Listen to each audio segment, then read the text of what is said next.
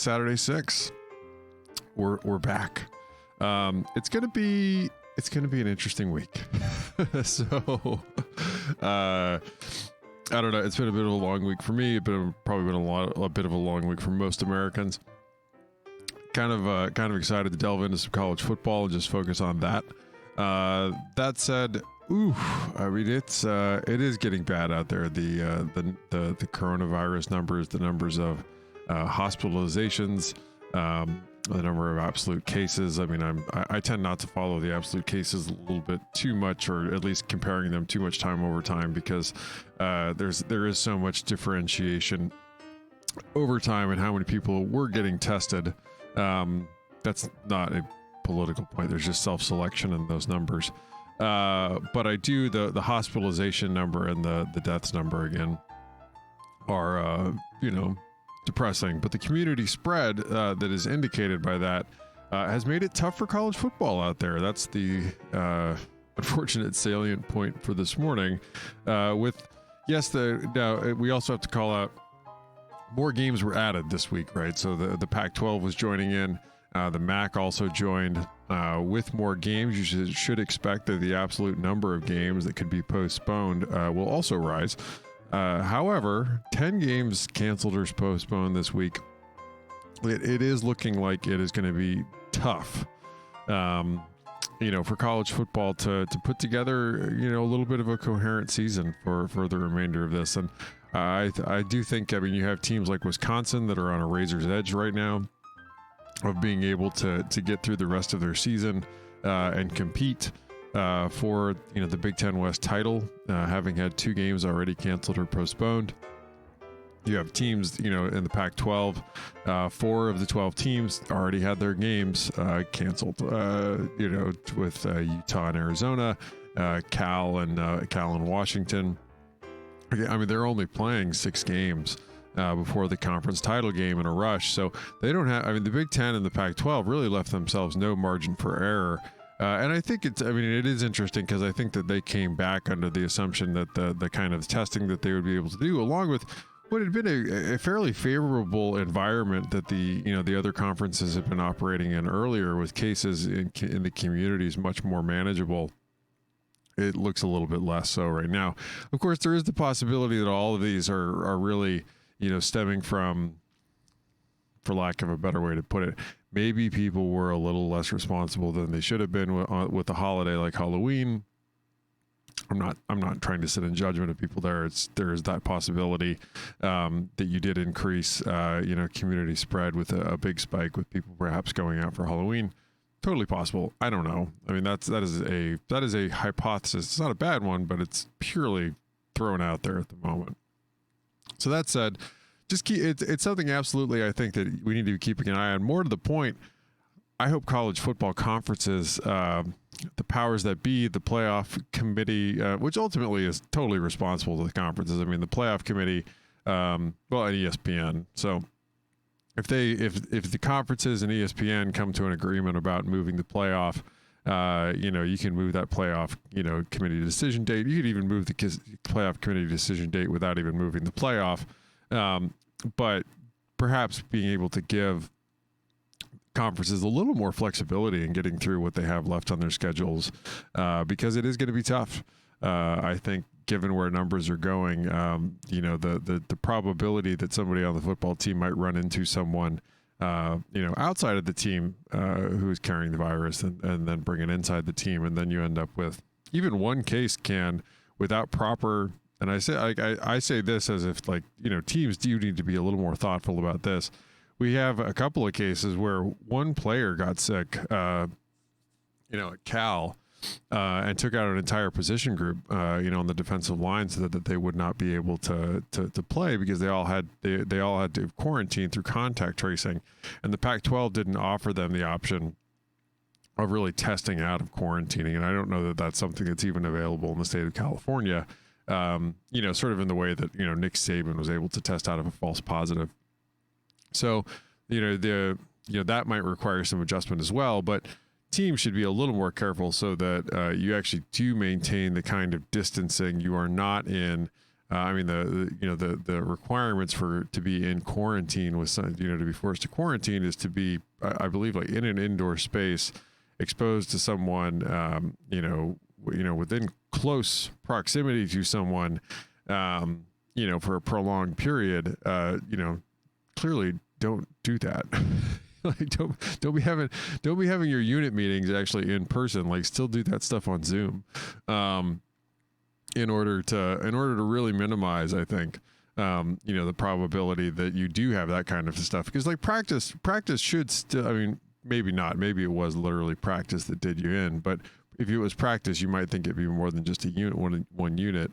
Some of what we've seen with that, it does feel a little bit like they need to be a little more careful with how they're doing, the distancing portion of things in order to really, make sure that it, contact tracing isn't what, ends up taking you down. So that's a total aside from this, but it is, I have a hunch if you look at where the numbers are going nationally, this is going to be a continuing salient point as we try to make it through what is only a couple weeks left of the season. I mean, it's funny because we have a couple of Pac-12 teams that won't start till next week. Meanwhile, BYU will only have, after blowing out Boise last night, will only have one more FBS game left on their schedule. So, what a weird year. Anyway, we have some good games this week. It was a little bit of an unbalanced schedule. I mean, college football is overwhelmingly blowouts. This is. It's an odd thing about college. People are so passionate, and I'm up at, I get up at 6 a.m. and then do a TV show or do a show on college football in the morning. I'm passionate about college football, but the overwhelming majority of games in college football actually aren't particularly close.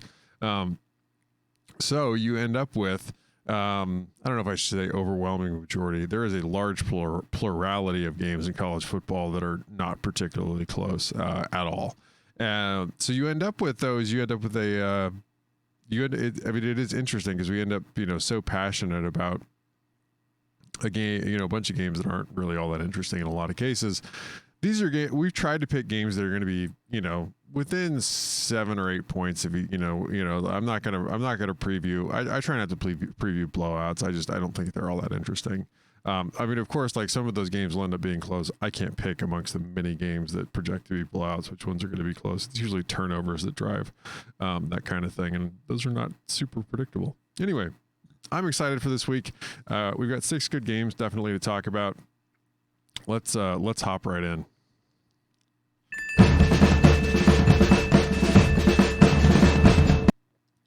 Of course, the headline this week is from South Bend, Indiana. We've got the Clemson Tigers, the Notre Dame Fighting Irish. Clemson comes in at number 3 overall right now. Dabo Swinney, head coach. Number 6, Notre Dame, Brian Kelly. This offense and defense matchup should be pretty good. Both unit matchups should be pretty good. I'm excited to see this. Clemson's offense has been very good. Even with the backup quarterback in last week, they did manage to really put it together. I expect that they will not. Trevor Lawrence is obviously a tremendous talent, but it's oh man, I had it, and then that was last night, and then I woke up this morning and I don't have it. So I'm sorry. I'm not even gonna give it a whirl. Anyway. Their marvelous 5-star quarterback, Mr. Unpronounceable. Is backup. I do expect to play pretty well in this game, but obviously like mileage may vary when it's not your starter and it's not Trevor Lawrence, just from an experience standpoint. But Clemson, if you look at their numbers here, solid drive efficiency numbers. The one number that sort of stands out that might struggle a little bit is that, that negative drives, comparatively, they do have a few more 3 and outs than you'd like. They're certainly better throwing the ball than they are running the ball this season. And lean into that. Even with Travis Etienne, they might lean into running the ball a bit more coming into this game. Notre Dame's defense again has been very good. Clark Lee is your DC there. Your OC is Tony Elliott at Clemson, but they've good. The one thing that they really have struggled at comparatively is creating negative drives, not forcing enough 3 and outs, not forcing enough turnovers, not a big run pass split. I expect them to be solid in this game and really try to confuse the younger quarterback They might have to try to bottle up ATN, I think, to slow him down and put the ball in the young QB's hands. Other side of the ball, Notre Dame's offense has been pretty good. I mean, they've been beating, some of where we had them projected, coming into this year with Tommy Rees as the new OC. He's done pretty well. But as you go through here, I mean, the most outstanding number they have there is drive efficiency. That's, partly on play calling and execution to be able to put together drives that, turn into points. That said, some of their other numbers, they really need to be a lot more explosive. Their negative drives number really kind of also stands out. I mean, too many 3-and-outs, too many turnovers, and a far, far better running team than they, behind a really good offensive line coming into the, this year, than a passing game. And that's something to watch out for, because Brent Venables is really still the best defensive coordinator in college football, even with their losses that they had last year from, their terrific number 1 defense last year. Clemson's at number 5. Where they struggle, and you could see something here is in drive efficiency, which is not traditional for them. Not that they really struggle in a lot of places, but 31 in drive efficiency. You can put together longer drives against this Clemson offense. They do struggle in putting together the execution, finding ways to get off the field. And their explosive drives number is not excellent right now at number 21. They really do need to clean both of those up to get more competitive. But their negative drives number, as you might expect with Venables, he does come in, off of a punt or a kickoff with a really good plan, forces 3-and-outs, forces turnovers, number 3 there. Not a big run pass split. This matchup, I think, is going to be the sneaky one that might end up sort of defining the game. If they can slow down Notre Dame's running game and force them to pass, it'll stay. This game, I don't know that Clemson's going to pull away, but they should feel fairly comfortable.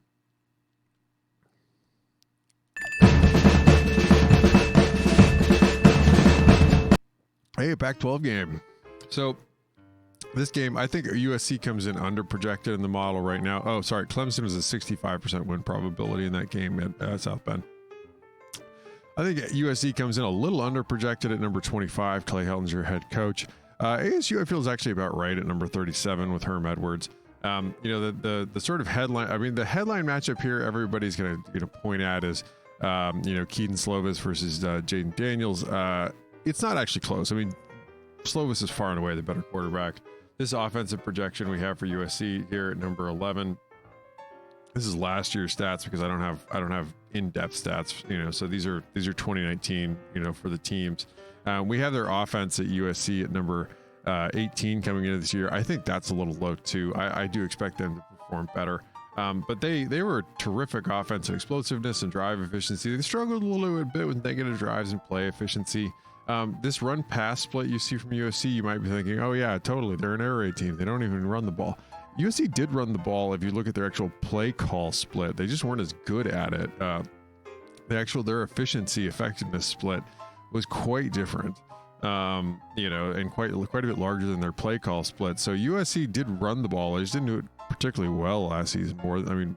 Calling runs more than you'd expect. The defense for ASU comes in actually at 25 in the projection this season. So this is going to be a matchup of Graham Harrell against, I believe, Marvin Lewis. It might be Antonio Pierce. Mileage is going to vary in either case. Marvin Lewis really hasn't been a full-time DC, really going back to, the very early aughts. Antonio Pierce has never called plays at the college level. The defense at projected at 25, though, this should be a fun matchup. I like what ASU really has coming back in most cases. What they struggled with last year was play efficiency. I mean, you could put together a decent yards per play against this defense, but a decent run pass split there. I mean, a lot of people like the secondary for ASU coming into this game. I mean, they kind of stunk last year. They have some work to do. They're going to get a lot of pressure put on them by these very good USC wide receivers. ASU may not get, it may not play into their hands a ton in this game. Other side of the ball, ASU's defense really wasn't, or offense wasn't really very good last season. We only project them to improve to 62 coming into this year. You might say that's low, but a lot of it is the offensive line really stunk. And Daniels wasn't asked to do a lot. The vast majority of his passes came within 5 yards of the line of scrimmage, and a lot of it went to Brandon Ayuk, who was just phenomenal in putting up yards after catch. They really struggled to get, Benjamin going behind that bad offensive line. There's a lot of faith that the offensive line is going to be a lot better. We'll see coming into this one. Zach Hill's your new OC. It's going to be a new offense than what they were running last year with Rob Likens. Keep an eye on that. The new OC coming in, where they really struggled last year. I mean, they were horrible at running the ball, horrible at drive efficiency, putting together drives that turn into points. They really relied more on big plays, and a decent passing game comparatively. USC really was bad defensively last season. Some of that was going to be expected. They had a lot of losses, but they're switching in. The thing to watch here, they're switching into Orlando's 3-4. Is there anybody that can play two gap? Jay Tufele has opted out. I mean, so keep an eye on how USC shapes up with the nose. They should still be able to get pressure on the quarterback, I believe, with their setup. It'll be more interesting to see if they're able to stop the run. They've struggled with that last season, number 71 overall. And they definitely, struggled with drive efficiency and negative drives there. I'm excited to see. I think Orlando should be an improvement over Clancy Pendergast. How much, of course, we'll see. Also, something to keep an eye on is special teams. ASU, simply because Brandon Ayuk isn't there, may not be quite as good as they were last year. They had pretty good special teams last year. I expect USC to improve with the hire of Sean Snyder, and that's right, I'm calling out a special teams coach hire. One of the best in the business was hired by USC, so keep an eye on the hidden yardage in this game. And it's early. I mean, they're getting up at 9 o'clock to play this game in LA.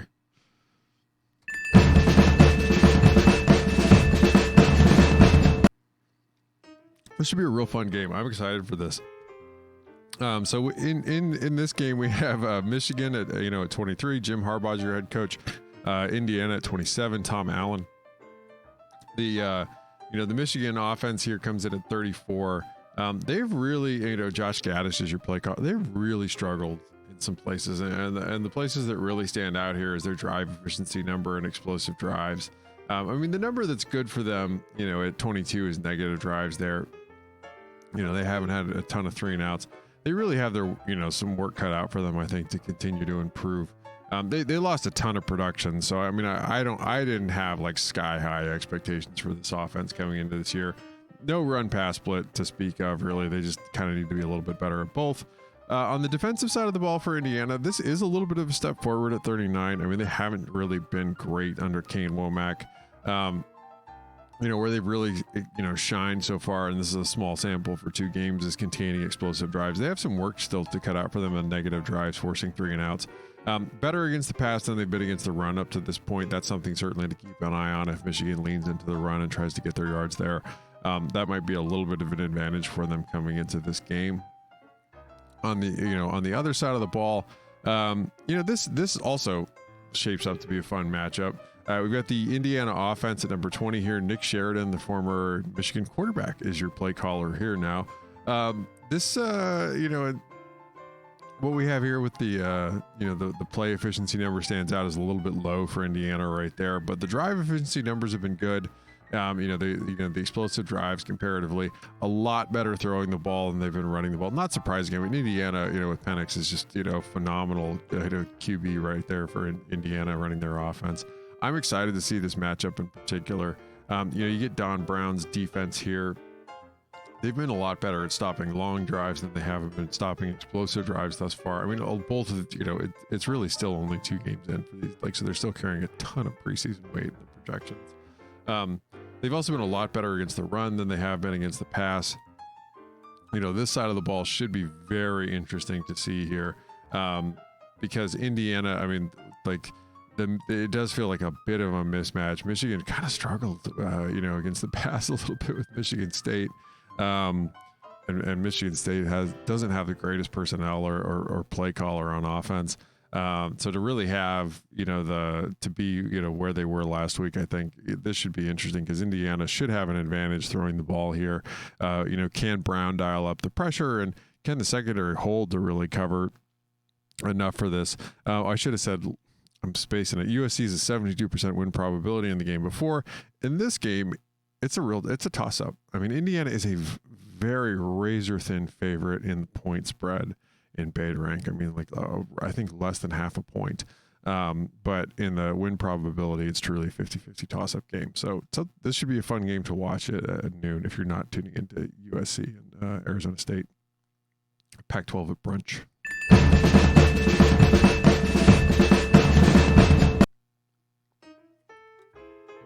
Another Big Ten matchup. Got the wrong one. There we go. Nebraska is at Northwestern, right? Yes. This should be fun. We'll see. The defense for Northwestern's been really good so far. I mean, they've been a very good defense with under Pat Fitzgerald. That's been the mainstay of this team.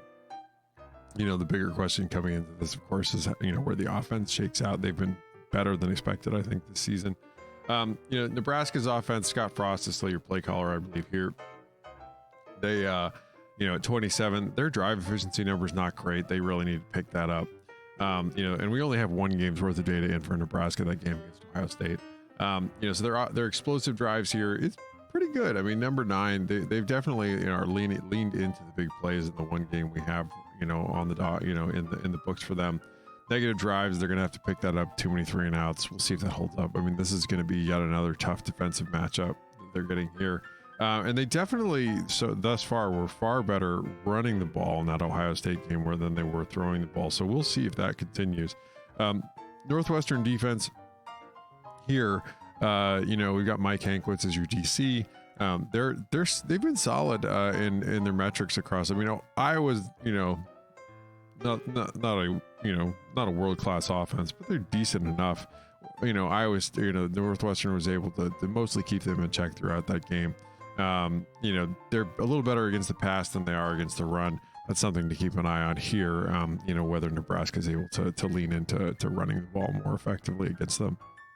Other side of the ball, Northwestern's offense under Mike Rajakian hasn't.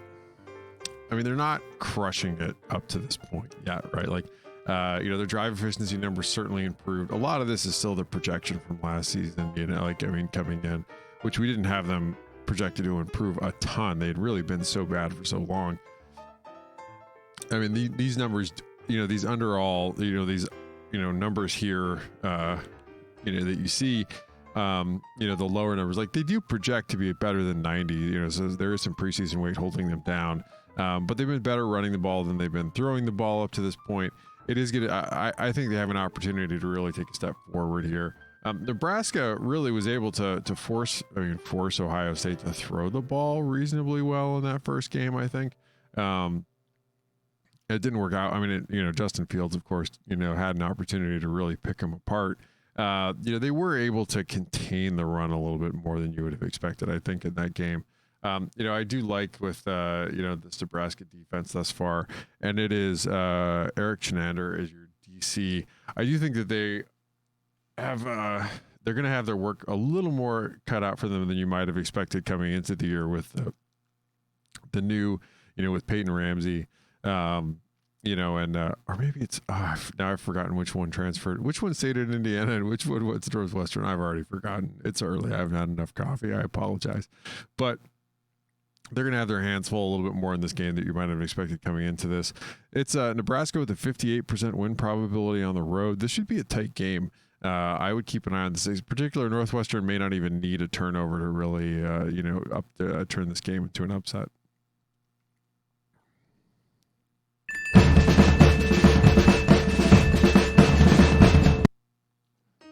Here we go.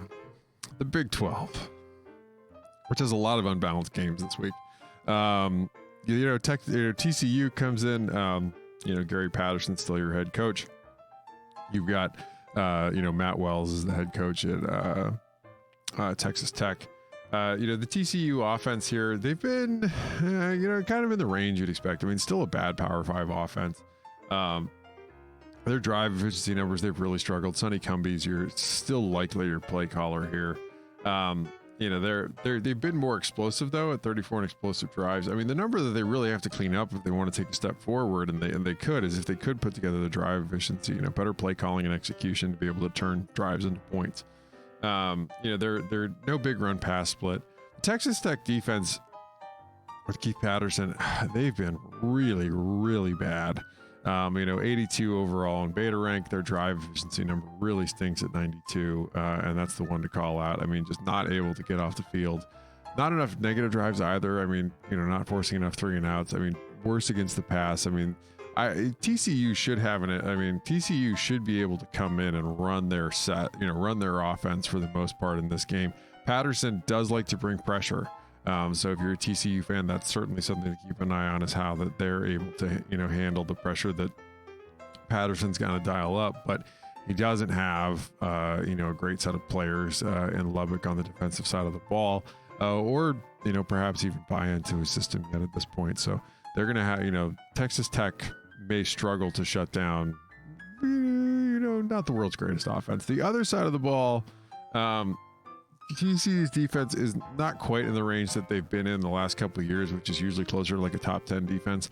Meanwhile, Texas Tech's offense is certainly better and more fun, than their defense is. Sitting at 42, they struggle to put up long drives, though. They're really much more dependent on big plays, and not getting 3 and outs. Better throwing the ball than they are running the ball under David Yost. Gary Patterson's defense, again, like where they're really making their bread and butter right now is in that negative drives, forcing 3 and outs, finding ways to get off the field in the first frame. Their drive efficiency number, that's certainly something they can work on. Their execution just hasn't quite been there. They've got some work to do there, and they've been a lot better against the pass. TCU has a really good secondary. They've been a lot better against the pass than they have been against the run thus far. This game and this Texas Tech offense really should play into their strengths in a lot of ways. I mean, TCU's got a 78% win probability. That's the biggest, win probability spread in of any of the games we're covering today.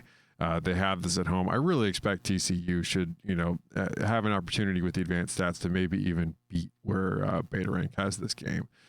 Just don't turn the ball over to TCU. You should be fine. This should be a decent day for you.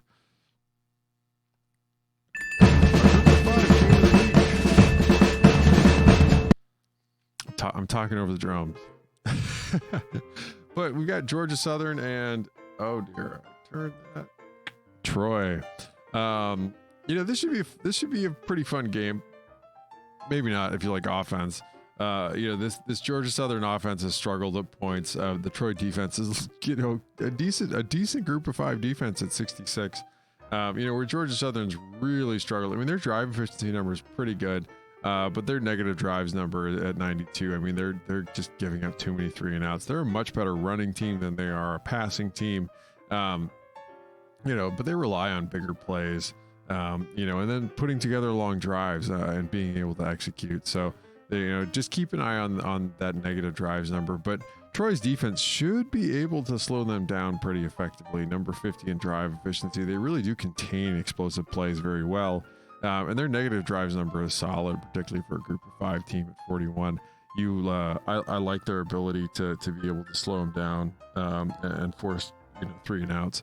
The no big run pass split for them. This is going to be a matchup. Chip Lindsley is your Troy coach. Chad Lunsford is your coach at Georgia Southern. This is Bob DeBess is your offensive coordinator for Georgia State. And Brandon Hall is your DC at Troy. This I mean, on both sides here, like both of these teams are a little bit defense first, so keep an eye on where special teams really give some of these offenses. Like field position is going to determine a lot of the opportunity here. So either good special teams play or turnovers is going to be a big part of how this game goes. The other side of the ball, this one's a little bit of a tighter matchup, but again, Georgia Southern even has a good group of 5 defense, under Scott Sloan. The Troy offense under Ryan Pugh is decent by group of 5 standards, 71 overall. 45 in drive efficiency, that's really their best metric. They are able to put together long drives and turn them into points. Their explosive drives isn't bad at 65, and their negative drives at 66 also, works for them, I think. They are a far better passing team at 35 than they are, at running the football. That might give them a little bit of an advantage because this Georgia Southern defense is a little, not a lot, a little better at defending the run than they are the pass. But at 51, that's a very good Power 5 or Group of 5 defense. The drive efficiency number is really their best metric at number 18. They really find ways to get off the field, not give up long drives. Explosive drives, they're pretty good at containing those, where they could really, put in some work as, containing, on negative drives, forcing more 3 and outs, coming onto the field with a better plan, and getting, that would also help out their, struggling offense by giving them better field position if they could force more 3 and outs. And like I said, a little bit more of a split, against the run than the pass, but not by much. I mean, it's not by something where you're going to say like that you have some like schematic advantage against, significant schematic advantage against this secondary. That's not the case. This will be on ESPN3. Georgia State with a 61% win probability here. Is that right? It is. Yeah. So keep an eye. Like this should be a fun one. This are like the most of the other really good Group of 5 games got knocked out by the coronavirus. So we struggled. We found this one, way down. And of course, we weren't going to count like BYU. Boise State was last night. I'm really selling this game. So that's this week. I mean, I'm excited to have the Pac-12 joining us. I'm my undergraduate. I did it at the University of Arizona. I'm excited, even though my team's not going to be playing this week, to get to see the games. This should be fun. It should be a nice distraction as we sit around waiting for other numbers to come in. So let's celebrate that, I guess. Welcome back to another Saturday of college football. And this Clemson Notre Dame game is going to have massive implications toward the playoff. And many of the other games we covered are going to have implications for, divisional champions down the road.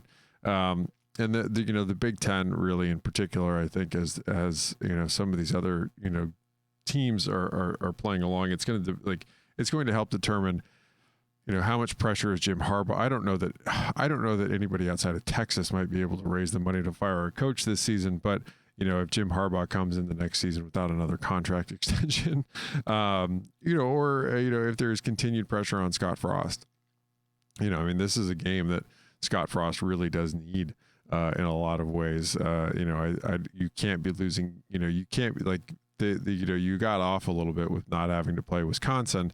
I don't think a lot of Nebraska fans, when they went through the schedule, put in their heads, put in Northwestern as a loss. But this should be a pretty tight game in a lot of ways, particularly if Northwestern's offense continues to outperform their projection a little bit. So that's going to be this week. I'm excited, and then we'll have more good games next week. Hopefully, we'll have fewer games canceled due to the coronavirus. We'll see. But keep an eye out for the games that we covered. Of course, there will be in the games that we did not cover, many of which don't project to be close. There will be some of them that will end up being quite close due to either turnovers or just, somebody having a real bad night or day. So it should be fun with this many games on the schedule in particular. We should have lots of viewing options out there. So I'm Rob Bowron. I'm the econometrician behind all the numbers that you saw here. You can find those stats and a lot more at sharpcollegefootball.com. You can find me at BetaRankFB. I also handle the tweets from at SharpCollegeFootball. We have a Pac-12 podcast, which is back. And Max Meyer from Sports Illustrated, formerly of Sports Illustrated, now William Hill, has rejoined. Now that the Pac-12 is back, that's at 12 Pack Radio. And you can find all the back episodes of that at sharpcollegefootball.com/12Pack Radio. Thanks so much for tuning in. Enjoy this Saturday of college football. Stay safe out there. We'll see you again soon. And I update the beta rank numbers. They're done by 9 o'clock every Sunday morning. So keep an eye out for those tomorrow morning.